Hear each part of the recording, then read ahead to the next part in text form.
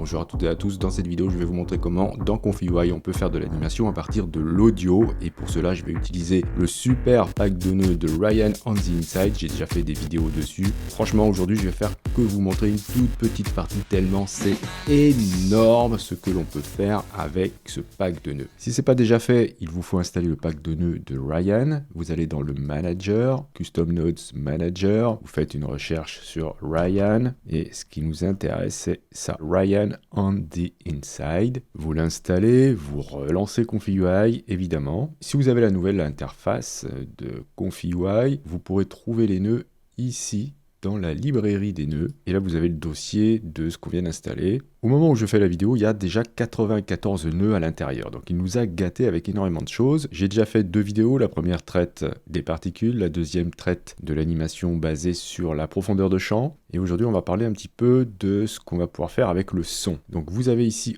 audio, vous avez beaucoup de choses qu'on va pouvoir faire avec l'audio. Vous avez audio masque aussi, donc ça c'est tout ce qu'on va pouvoir modifier dans le masque avec l'audio. Et on peut aussi animer les images avec l'audio, on peut animer énormément de choses. Voilà. J'ai pas eu le temps encore de tout explorer tellement il y a de choses, en tout cas ça donne énormément d'idées. La première chose à faire c'est de partir avec soit une vidéo qui contient de la musique, soit alors tout simplement de charger une musique ou un audio, et c'est ce que je vais faire. Je vais double-cliquer, chercher Loud Audio, donc ici Loud Audio Upload. Je vais aller chercher un audio en cliquant ici sur Choose Audio to Upload. C'est une musique que j'ai récupérée sur YouTube. Je vais indiquer une durée de 5 secondes. Voilà, on va pas en faire trop pour l'instant. Je vais ensuite cliquer ici sur Audio et aller chercher Preview Audio. Ensuite, je peux cliquer sur Q pour tester ce que ça donne. Donc voilà, j'ai ça. C'est ce que je vais utiliser pour faire de l'animation. Et je vais animer un masque avec ça. Une fois qu'on a le masque qui est animé, on peut faire énormément de choses. Soit j'utilise le son tel qu'il est, soit alors je peux demander à séparer les composantes de la musique, par exemple les basses, la batterie, les chants, etc. Et pour cela, vous avez un nœud très utile qui s'appelle Audio Separator. C'est celui-ci. Si vous souhaitez savoir à quoi servent tous les paramètres, vous avez un point d'interrogation, vous cliquez dessus, vous avez des informations. Ensuite là, il va falloir qu'on aille chercher un modèle. Voilà, donc ce modèle ira se charger la prochaine fois que vous ferez une génération. Je vais relier audio ici à audio. Et là-dedans, je peux dire, ok, sors-moi uniquement la basse par exemple. Je vais dupliquer ça, relier basse à audio, lancer une génération. J'ai cette erreur car ça fonctionne évidemment avec le temps, une notion de temps. Donc ici, une vidéo. Alors, comme j'ai pas de vidéo ici, je vais aller charger une image. Par exemple, ça, l'image là ne m'intéresse pas. Ce qui va m'intéresser, c'est son masque. Alors, j'aurais pu créer une image et la convertir en masque, mais là, ce sera plus simple. Je vais ensuite indiquer que je duplique cette image un certain nombre de fois. Mais avant, je vais choisir un framerate de, allez, 24 images par seconde. Donc ici, si on a 5 secondes d'animation avec 24 images par seconde, ça nous fait déjà 120 images. Donc je vais aller chercher le nœud Repeat Image Batch et je vais mettre 120. Bien sûr, vous pourriez en mettre moins. On pourrait faire un savant calcul entre le framerate et la durée du son pour ensuite calculer le nombre d'images. Bon, je vous laisserai faire avec le nœud Simple Math, c'est très simple. Donc là maintenant, si je clique sur Q, je vais pouvoir entendre que la basse. Si je mets que le drum. Donc ça peut être très intéressant pour driver l'animation d'un masque par exemple. Je vais aller chercher maintenant un nœud qui s'appelle Audio Feature Extractor, c'est celui-ci. Là je vais relier l'audio qui m'intéresse, donc ici la batterie, et je vais relier Feature Pipe à ce niveau-là. Qu'est-ce que c'est que le Feature Pipe? C'est en fait tout ce qui concerne les informations contenues dans l'image ici. De taille de l'image, du nombre de frames. Donc grâce à ça, je vais pouvoir dire que en fonction de ce qu'on va extraire du son, ça peut être l'amplitude, mais ça peut être aussi tout ça, je vais pouvoir faire de l'animation. Donc là, moi, je vais demander à extraire l'amplitude. Je vais vous montrer, je vais aller chercher un truc qui s'appelle Feature Rebase. On relie Feature ici. Et là, on va pouvoir visualiser ce que ça donne. Pour cela, on va aller chercher Preview Image et je vais cliquer sur Q. Voilà, ça me donne ça. Donc là, on voit bien la batterie. Ça serait bien qu'on puisse lisser tout ça. Sinon, ça va faire des animations qui vont un petit peu osciller. Et on a évidemment la possibilité de le faire. Je vais aller chercher un nœud qui va me permettre d'adoucir tout ça. Donc c'est toujours dans les features. et c'est smoothing. Et vous voyez, il y en a beaucoup, hein. Je vais relier donc feature ici. Et pourquoi pas sortir une autre preview, qu'on puisse voir la différence. Voilà, je vais laisser comme c'est par défaut. Et voilà, et rien que ça déjà, vous voyez, ça me fait une courbe qui est beaucoup plus lisse. À partir de maintenant, on va pouvoir faire de l'animation. Et maintenant, ça va se passer essentiellement dans Flex. Donc je fais une recherche sur Flex, et là je vais pouvoir agir sur les masques. Donc vous verrez Flex, masque. Vous pourrez agir sur les images, et vous avez encore une fois beaucoup de choses. Donc là, je vais choisir plutôt à transformer mon masque. Donc je fais masque transform, et là, je vais pouvoir faire des choses comme des translations sur X et sur Y, des rotations et des mises à l'échelle. Par exemple, si je prends échelle et que je dis, allez, 0.4, je vais avoir besoin maintenant de relier feature à feature et feature pipe à feature pipe qui se trouve ici. Mais il me faut maintenant des masques, puisque là, j'ai décidé d'animer un masque. Alors, je vais devoir le créer. Et bien sûr, il y a beaucoup de moyens de faire des masques, de récupérer des masques, etc.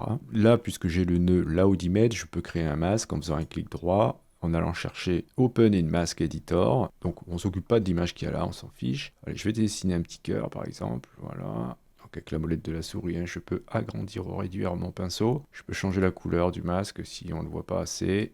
Voilà, donc je fais un cœur comme ça. Je clique ensuite sur Save to Node. Bien, alors ce masque, il va falloir le dupliquer, car là, on a dupliqué l'image, mais on n'a pas dupliqué le masque. Donc je vais aller chercher Repeat Mask, que vous trouvez dans la suite de nœuds Video Helper Suite. Je vais mettre 120. Je vais relier masque à masque. Et ici, je vais mettre ça. Je vais le relier ici. Voilà, à masque. Ensuite, pour qu'on puisse voir l'animation, il faut qu'on aille chercher un preview animation du pack de nœuds KJ Nodes. Je vais ensuite convertir mon masque en image. Je fais une recherche sur Mask to Image. Je vais le relier là et relier ça ici. Bien sûr, je choisis 24 images par seconde et je clique sur Q. Et voilà, j'obtiens maintenant mon cœur qui bat. Ce serait bien qu'on ait le son avec. Donc, je vais aller chercher plutôt le nœud Video Combine. Et je vais relier audio à audio. Donc par exemple la musique complète, donc qui se trouve là, hein, au tout début. Je vais le mettre là, ici, dans audio. Si vous voyez que vous n'arrivez pas à l'accrocher, il faut mettre à jour cette famille de nœuds. Donc je n'oublie pas de remettre 24 frames par seconde. Je clique sur Q. Si vous n'avez pas l'audio, il ne faut pas choisir GIF, il faut choisir par exemple du H264 et je relance. Et voilà, maintenant, ça fonctionne.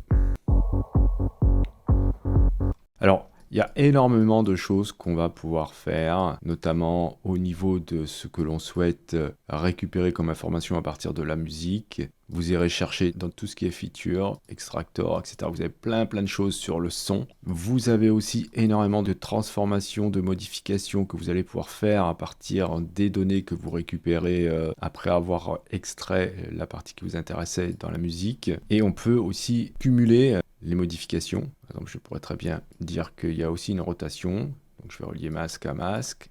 Ici, là, feature, je le récupère. Là, c'est les mêmes, mais je pourrais récupérer d'autres choses. Hein. Par exemple, le chant que je pourrais mettre là et ça ferait tourner. Par exemple, tourner, tiens, pourquoi pas, je vais dire que ça fait une rotation. 20 degrés quand ça chante, par exemple. Mais bon, là, j'ai pas de chant. Donc je vais aller chercher feature pipe. Il faut bien penser à s'organiser parce que on a vite fait de s'emmêler les pinceaux avec tous ces différents nœuds. Donc normalement là, ça devrait faire une rotation. Voilà. Mais on pourrait jouer aussi avec l'opacité et énormément de choses. Donc rien qu'avec ce que j'ai pu pour l'instant comprendre, et j'ai pas tout exploré, j'ai pu bâtir ce workflow dans lequel je décide d'animer à partir de la musique que vous avez entendue une bouche. Alors je fais de la segmentation pour récupérer la bouche. Ensuite, je passe tout ça dans un animate diff avec le masque. Voilà, donc c'est ce masque-là que j'ai créé, qui est animé, donc le masque de la bouche, voilà, et je récupère la profondeur. Ensuite, j'utilise IP Adapter avec des tas d'images de référence que je vais pouvoir aussi animer. Alors, c'est pas encore terminé, car j'obtiens pas tout à fait le résultat que je souhaite. Là, je crée, à partir du masque, une image. Mais ça, c'est pas obligatoire du tout, on pourrait faire totalement autrement. Ça me permet de choisir ma couleur de fond, la couleur pour les lèvres, etc. Là, j'ai fait des tas d'autres tests avec les nœuds de Ryan pour voir ce que je pouvais obtenir. Et au final, ça paraît complexe, il y a beaucoup de choses, mais ça reste toujours basique. Une fois que vous avez votre masque animé, eh bien, vous pouvez l'injecter où vous souhaitez, dans IP Adapter, dans ControlNet, et j'en passe. Et je vous montrerai tout à l'heure qu'on peut aussi animer des images sans passer par les masques. Et vous avez aussi la possibilité d'animer le poids des images dans IP Adapter. Donc ça, j'ai pas encore bien saisi comment on pouvait faire, mais d'après Ryan, c'est tout à fait possible. Et au final, j'obtiens un truc comme ça. Donc voilà, ça devient intéressant à certains moments, et puis après, c'est toujours pareil, car j'ai pas encore détaillé la chose. Mais c'est hyper intéressant du coup de faire de l'animation basée sur la musique. Et vous aurez, je vous mettrai le lien dans la description, mais Ryan nous propose ce workflow dans lequel il détaille un petit peu le processus de classification pour le son. Donc ici, il sépare l'audio avec tout ce que je vous ai montré tout à l'heure, la batterie, les voix, la basse et autres. Ensuite, il vous montre que l'on peut filtrer tout ça. Donc on peut, et c'est bien de le faire. Je vous l'ai pas montré tout à l'heure, mais vous avez Audio Filter qui va vous permettre, en fonction de l'audio, d'isoler d'autres choses encore. Voilà. Et ensuite, il vous montre les features que l'on peut extraire. À chaque fois, il y a un petit texte et tout, donc c'est plutôt intéressant à lire tout ça. Et après, il vous montre comment on peut faire des animations à partir de ça, sur un masque ou sur une image. Et il y a énormément de choses à faire. C'est vraiment qu'une toute petite partie que je vous montre là. Donc voilà, je continue l'exploration de ce super pack de nœuds qui nous permet de faire vraiment beaucoup de choses. Je crois qu'on pourrait en parler pendant une année entière, tellement il y a des choses à voir. Et il continue bien sûr à faire des choses. Je vous mettrai le lien de sa chaîne en description. Allez voir sa chaîne, abonnez-vous. Il n'y a pas beaucoup d'abonnés, c'est franchement dommage. Likez, voilà, encouragez-le à poursuivre car c'est vraiment un bon quoi. Je vous remercie d'avoir suivi cette vidéo. Si vous avez des questions, n'hésitez pas à le faire dans les commentaires. Si vous souhaitez soutenir cette chaîne, vous pouvez cliquer sur j'aime, c'est hyper important pour le référencement. Si le contenu vous plaît, que vous souhaitez vous abonner, n'hésitez pas à cliquer sur abonnez-vous. N'oubliez pas la petite clochette pour être averti des prochains tutos. Justement, on se dit à la prochaine pour un autre tuto.